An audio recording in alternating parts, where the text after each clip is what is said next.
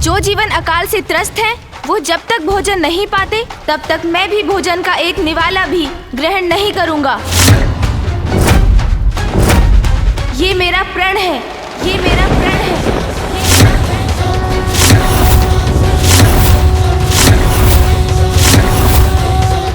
ये कैसा प्रण ले लिया गणेश ने? इतना बड़ा त्याग करेगा गणेश? देवराज इंद्र को शीघ्र ही संदेश भेजना होगा।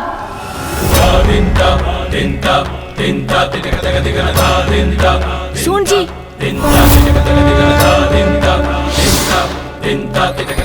वक्रतुंड महाकाय सूर्यकोटि समप्रभ निर्विघ्नं कुरु मे देव सर्वकार्येषु सर्वदा।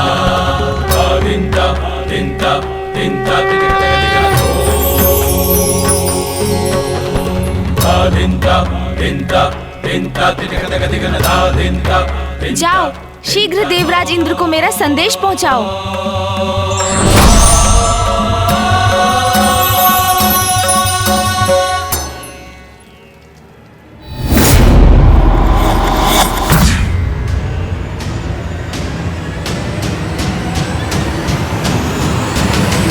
प्रणाम देवराज। प्रभु क्षमा कीजिए देवराज, मुझे आपसे कुछ महत्वपूर्ण चर्चा करनी है। ऐसा भी क्या आवश्यक है जो तुम प्रतीक्षा नहीं कर सकते थे? देख नहीं रहे कितनी लंबी यात्रा के बाद लौट रहा हूं मैं। क्षमा करें महाराज, क्षमा करें देवराज।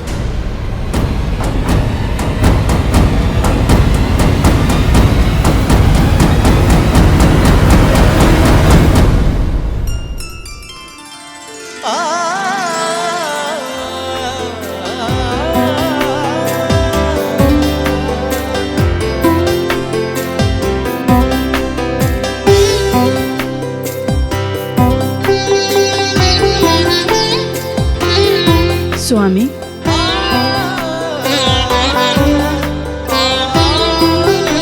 देवी शची, नहीं दर्पण के समक्ष रुक जाइए। स्वामी मुझे क्यों रोक रहे हैं?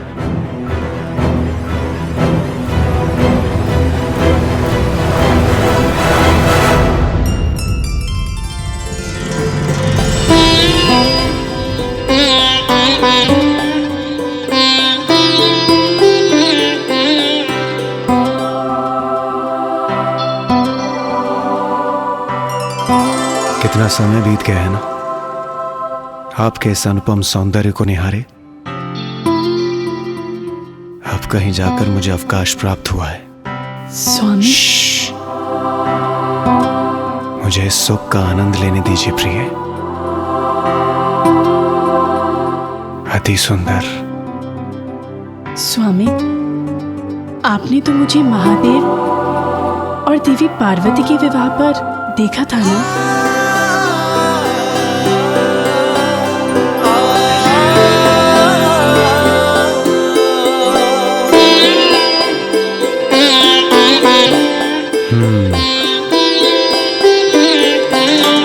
यह तो मेरा सौभाग्य है प्रिय कि महादेव और माता पार्वती के शुभता और सौंदर्यता से परिपूर्ण विवाह के अवसर पर मैं वहां उपस्थित था। किंतु वर पक्ष के सदस्य होने कारण मेरे इतने सारे दायित्व थे कि मेरा ध्यान बस उन्हीं में था। ये क्या कह रहे हैं आप स्वामी? देवराज के दायित्व तो व्यक्तिगत दायित्वों से कहीं ऊपर है। देवराज के पद के दायित्वों का इतना भार है मुझ पर कि कभी कभी मैं सोचता हूँ स्वयं के लिए मेरे पास तनिक भी समय नहीं है। एक दायित्व पूर्ण होता नहीं कि दूसरा दायित्व प्रारंभ हो जाता है। सोचता हूँ क्या देवराज का पद मैंने इसीलिए स्वीकार किया था? स्वामी,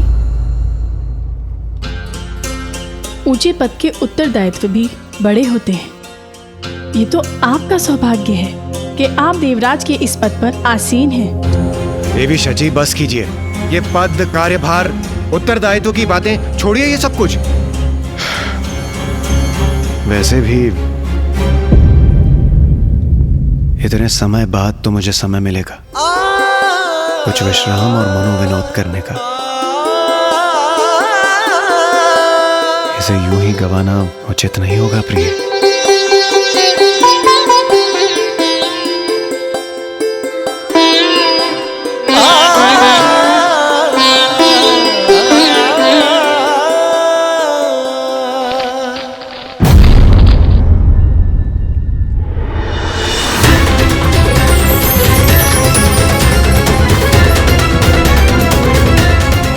ये क्या है? सूखा पत्ता स्वर्ग में? स्वामी,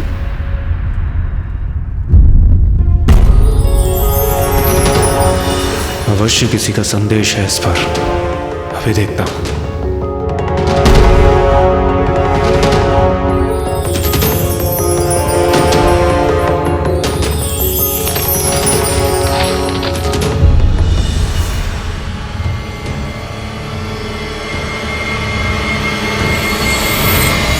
देवराज, आपसे कुछ अत्यंत महत्वपूर्ण विचार विमर्श करना है, इसलिए आप शीघ्र कैलाश आ जाइए। गणेश।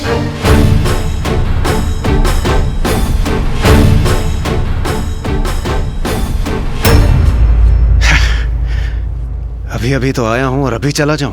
स्वामी,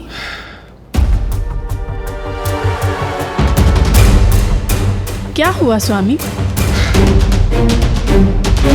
ये देखिए देवी शची, कार्य कार्य बस कार्य। गणेश जी ने मुझे देवराज को पुनः कैलाश बुलाया।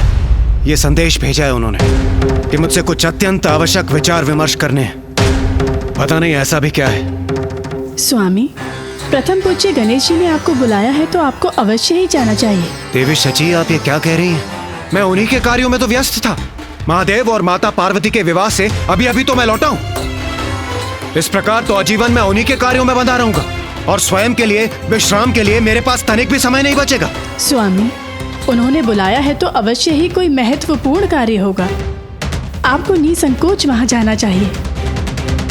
विश्राम तो आप लौटकर भी कर सकते हैं।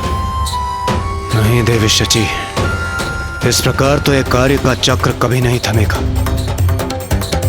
मुझे स्वयं ही कुछ सीमाएं निर्धारित करनी होंगी। क्या देवराज होते हुए मुझे इतनी भी स्वतंत्रता नहीं है कि मैं तनिक विश्राम कर सकूं? नहीं, मैं नहीं जाऊंगा। मैं अपने सारथी मातली को ही भेज दूंगा। वही जाकर गणेश जी से पूछ लेंगे कि ऐसा भी क्या आवश्यक कार्य है। स्वामी, ये उचित नहीं कर रहे हैं।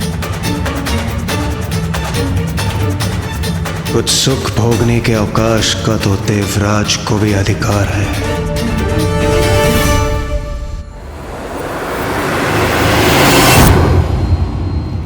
प्रणाम प्रथम पूज्य गणेश जी। प्रणाम कुमार कार्तिकेय। मैं देवराज इंद्र का सारथी मातली हूं। उन्हीं के आदेश अनुसार आपके समक्ष उपस्थित हुआ हूं।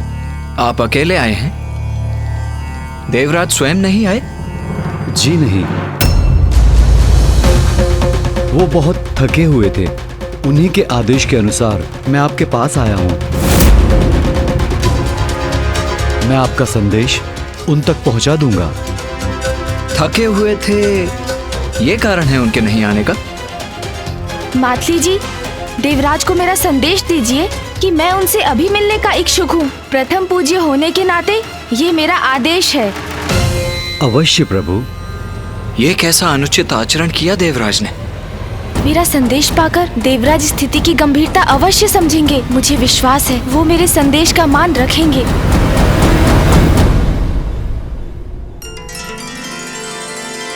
आहा, अद्भुत। आज तो आपके हाथों से परोसा भोजन भी अत्यंत स्वादिष्ट प्रतीत होता है। स्वामी,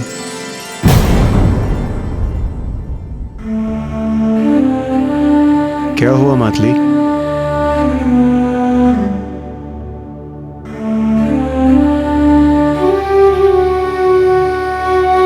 देवराज को मेरा संदेश दीजिए कि मैं उनसे अभी मिलने का इच्छुक हूँ। प्रथम पूज्य होने के नाते ये मेरा आदेश है। स्वामी को गणेश जी के आदेश की अवहेलना नहीं करनी चाहिए।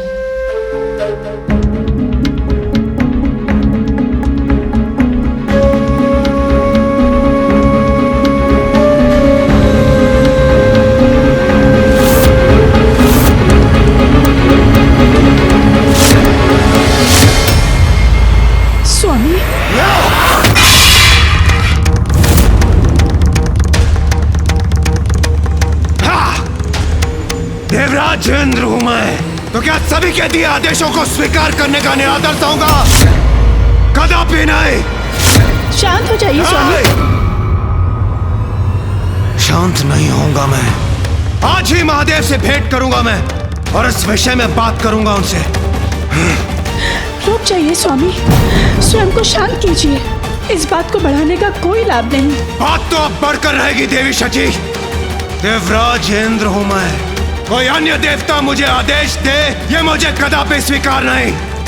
स्वामी,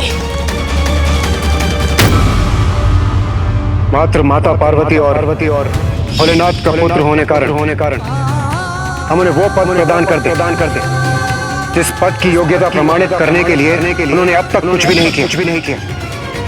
आपका अभिमान मेरे पुत्र के अपमान का कारण नहीं बन सकता। स्वामी का इतनी क्रोधित अवस्था में जाना उचित नहीं, किंतु उनको रोकना भी तो संभव नहीं है। किंतु पिताश्री, देवराज ने अपने सारथी मातली को मेरे पास भेज दिया। हाँ पिताश्री, देवराज का ये व्यवहार सर्वथा अनुचित है। ऐसा प्रतीत होता है कि देवराज इंद्र के भीतर अभी भी अहंकार शेष है, जो इस पद पर होने वाले के लिए सर्वथा अनुचित है। जो जितने ऊंचे पद पर आसीन होता है उसे उतनी ही चुनौतियों और परीक्षाओं का सामना करना पड़ता है। अब देवराज इंद्र की भी एक कठिन परीक्षा का समय आ गया है।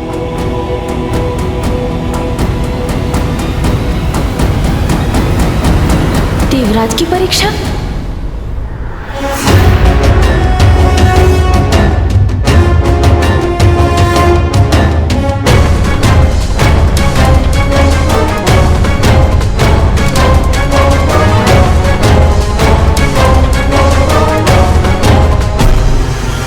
आपका कल्याण हो इंद्रदेव, मैं तो आपसे ही भेंट करने आ रहा था।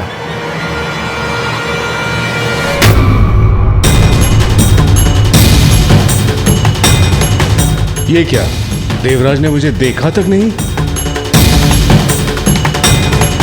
देवराज, देवराज सुनिए, देवराज। देवगुरु बृहस्पति। क्या हुआ देवी सची? देवराज इंद्र इतने आवेश में गए कि उन्होंने मुझे अनदेखा कर दिया, और आप इतने व्याकुल हैं। गणेश जी ने उन्हें अपने यहाँ बुलाया था।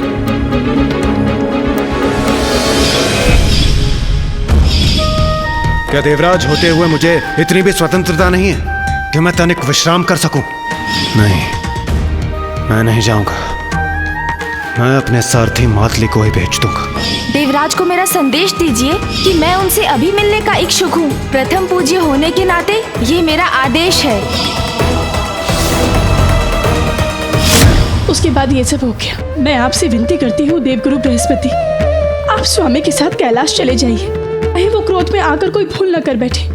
मैं आपसे विनती करती हूँ देवगुरु, कृपया कर आप उनके साथ चले जाइए। उचित है देवी।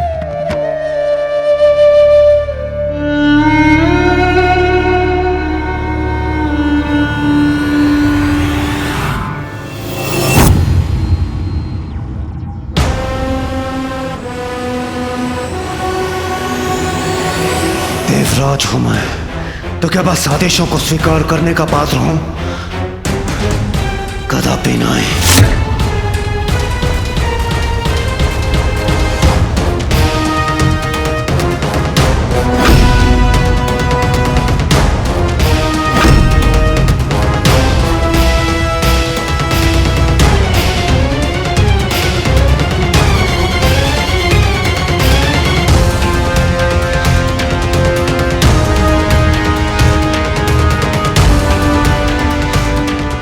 रुक जाइए देवराज इंद्र, रुक जाइए।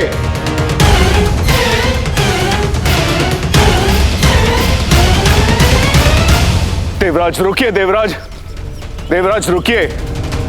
स्वयं को शांत कीजिए देवराज, इतना आवेग उचित नहीं है। देवगुरु, मेरे मन में आपके प्रति अत्यंत श्रद्धा है और मैं आपका अपमान नहीं करना चाहता। यदि आप मेरे साथ चलने के लिए उत्सुक हैं तो चलिए, किंतु मुझे रोकने का प्रयास मत कीजिए। और आप वहां होंगे तो मेरे और महादेव के बीच होने वाले निर्णायक संवाद उसके आप साक्षी होंगे।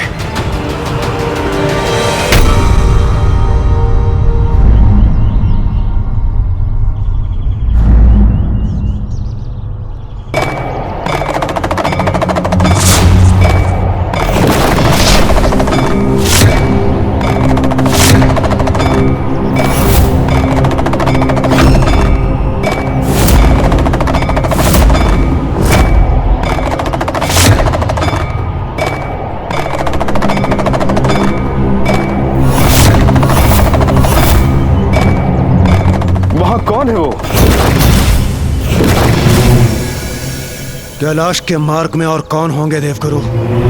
अघोरी होंगे ना?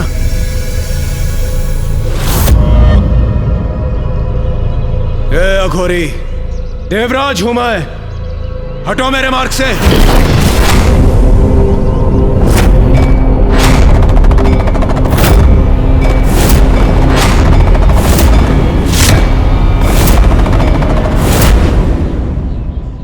लगता है तुमने सुना नहीं। शांत हो जाइए इंद्रदेव,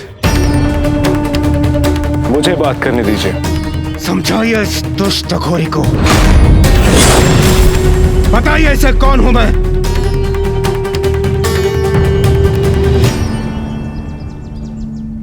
आपसे विनम्र निवेदन है, आप जो भी हैं, हमें अपने मार्ग में आगे जाने दीजिए।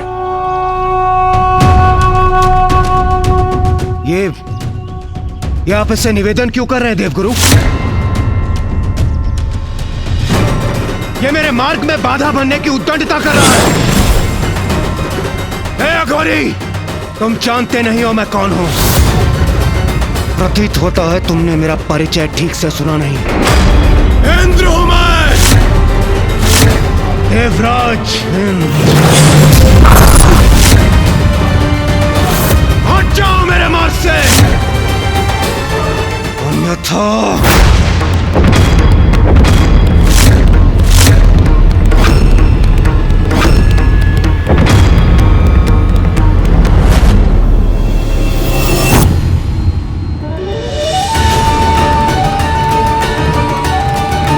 देवराज इंद्र का अहंकार उन पर और हावी हो रहा है।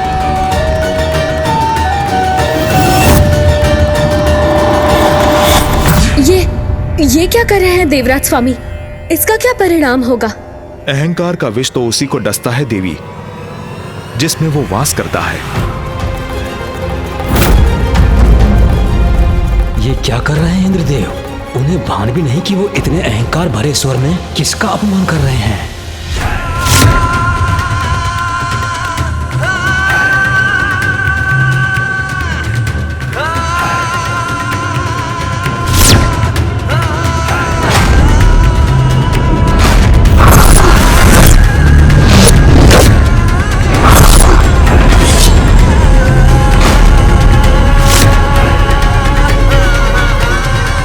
शक्ति नहीं है क्या?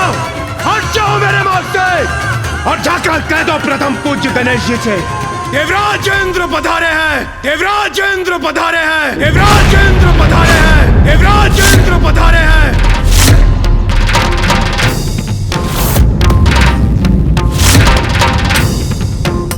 देवराज की ये अहंकार जनित उद्दंडता उचित नहीं। अहंकार व्यक्ति में ऐसा बुद्धि भ्रम उत्पन्न करता है कि वो अपने तक में ही सीमित हो जाता है और फिर उसमें किसी को भी पहचानने का सामर्थ्य नहीं रहता। देवराज स्वयं अपने पतन को निमंत्रण दे रहे हैं। तुम मेरे आदेश का उल्लंघन करने की धृष्टता कर रहे हो अघोरी। तुम्हें मेरा देवराज इंद्र का आदेश सुनाई नहीं दिया? हट जाओ मेरे मार्ग से। शांत हो जाइए इंद्रदेव, कदाचित इनका स्वास्थ्य बिगड़ा हो या उनके तन पर ऐसा कोई घाव हो जिसके कारण वो विवश हो रहे हैं। इसीलिए हमें क्रोध से नहीं, सहानुभूति का व्यवहार करना चाहिए। यदि स्वास्थ्य ठीक नहीं है या फिर कोई घाव है तो किसी वैद्य के पास जाना चाहिए। यहाँ मार्ग पर बाधा बनकर क्या ये स्वस्थ हो जाएंगे? इंद्रदेव, ये कैलाश का मार्ग है। यहाँ महादेव के अनेकों भक्त अघोरी, भूत, प्रेत, दक्ष, यक्ष, गंधर्व, देवता, पशु पक्षी सभी उनके दर्शन के लिए आते हैं और जब वो चलते चलते थक जाते हैं तो थोड़ा विश्राम कर लेते हैं। महादेव के निवास कैलाश के इस मार्ग पर यदि आपने महादेव के भक्त के साथ दुर्व्यवहार किया तो कहीं महादेव आपसे कुपित न हो जाए। वाह देवगुरु बृहस्पति, वाह! आपके मुख से भी मुझे यही वचन सुनने को मिले। महादेव का भक्त, महादेव के नियम, महादेव क्रोधित हो जाएंगे। महादेव, महादेव, महादेव, महादेव! ये सुन सुनकर थक चुका हूं मैं। कदाचित आपको यह स्मरण करने की आवश्यकता है, मैं देवराज यहाँ आने पर विवश क्यों हुआ? महादेव पुत्र के आदेश की मर्यादा रखने के लिए ना, अन्यथा मैं भी इस अघोरी के समान विश्राम कर रहा होता, किंतु यहाँ मार्ग में बाधा बनकर नहीं, अपने भवन में। इंद्रदेव, महादेव का अपमान उचित नहीं। स्मरण तो आपको रखना चाहिए। विपत्ति जब आती है मति मारी जाती है। जब देखो कैलाश का ही कोई कार्य करने पर विवश रहता हूं मैं। पहले महादेव मुझे बुला लेते थे और मुझे आना पड़ता था, और अब उनके पुत्र प्रथम पूज्य बनकर अपने आदेशों का पालन करवा रहे हैं मुझसे। और यह अघोरी मेरे मार्ग में पड़ा है। यदि उनके भक्त थकते हैं तो महादेव को अपने भक्तों के लिए विश्राम स्थल बनाना चाहिए। उनके भक्तों की विश्राम की चिंता करना मेरा दायित्व नहीं है। ए अघोरी, तुम जो भी हो, चलो उठो यहां से।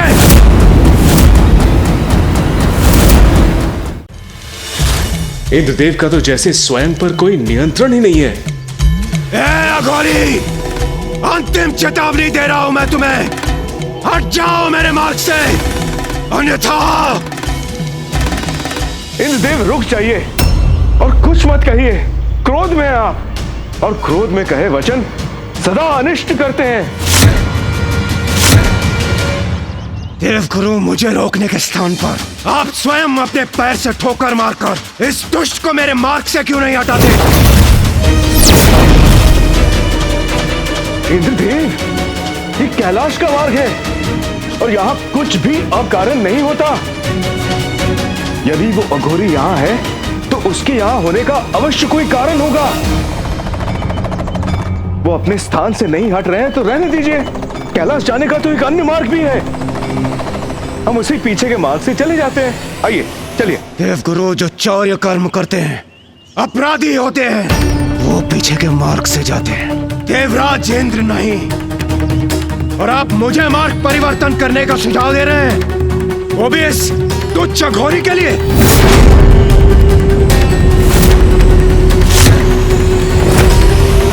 ये आप क्या कह रहे हैं देवराज इंद्र? कैलाश जाने के सभी मार्ग भगवान शिव महादेव तक ही ले जाते हैं।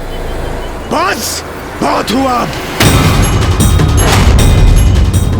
इतना कठोर स्वर, इतने रूखे वचन, ये क्या हुआ है इंद्रदेव को?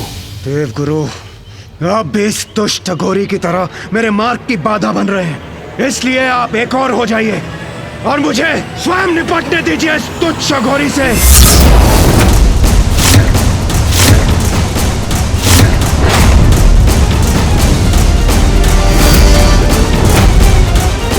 आप क्या करने जा रहे हैं देवराज? देवराज हूं मैं और मुझे मेरे आदेशों का पालन करवाना आता है।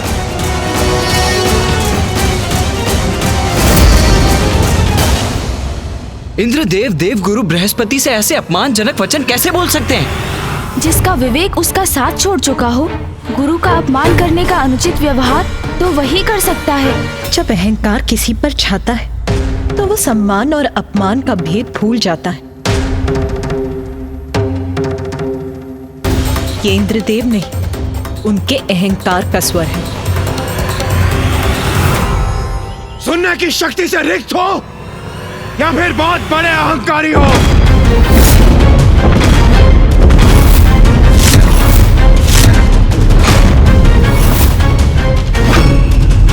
मुझे तो तुम बहुत बड़े मूर्ख प्रतीत होते हो। मेरे पैर की एक ठोकर खाओगे तो सुनने की शक्ति पुनः वापस आ जाएगी। तुम्हारा अहंकार चूर चूर हो जाएगा और बुद्धि भी वापस आ जाएगी।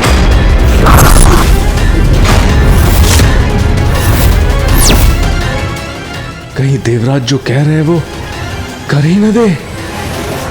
इंद्रदेव पिताजी को दुत्कारने का दुस्साहस कर रहे हैं।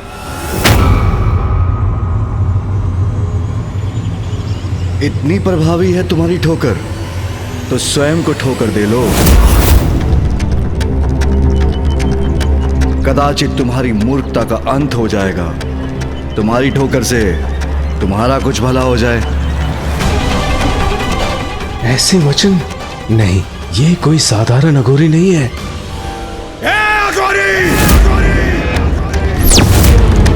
तुम मुझे देवराज इंद्र को उत्तर देने की उद्दंडता कर रहे हो। तुम्हारी इस उद्दंडता का उचित पाठ सिखाऊंगा मैं तुम्हें।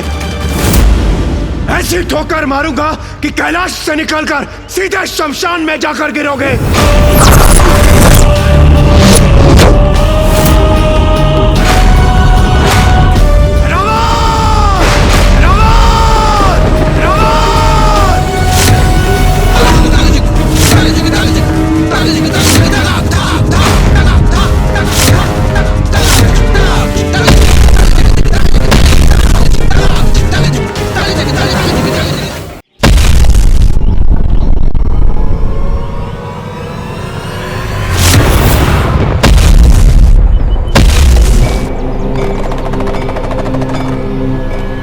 देवराज, आप ये क्या करने जा रहे हैं? मैं क्या करने वाला हूं वो अभी आपको ज्ञात हो जाएगा देवगुरु।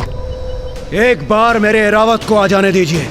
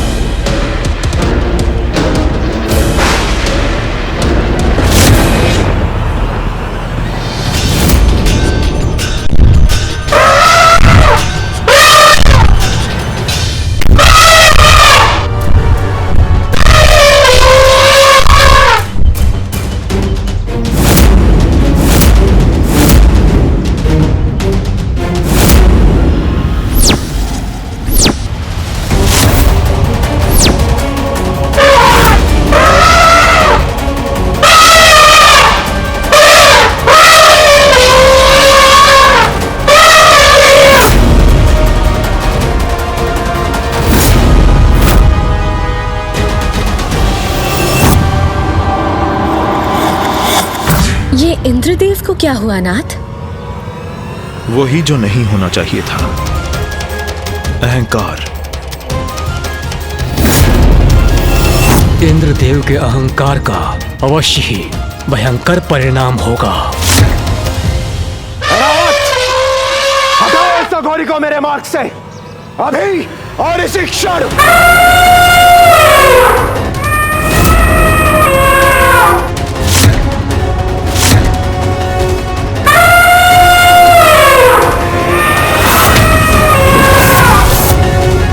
तो इसलिए ऐरावत का आवाहन किया था इंद्रदेव ने। इस परीक्षा में तो असफल होते ही प्रतीत हो रहे हैं इंद्रदेव। ऐरावत, कुचलो या ठोकर मारो, किंतु हटाओ इस अघोरी को मेरे मार्ग से, ये मेरा आदेश है।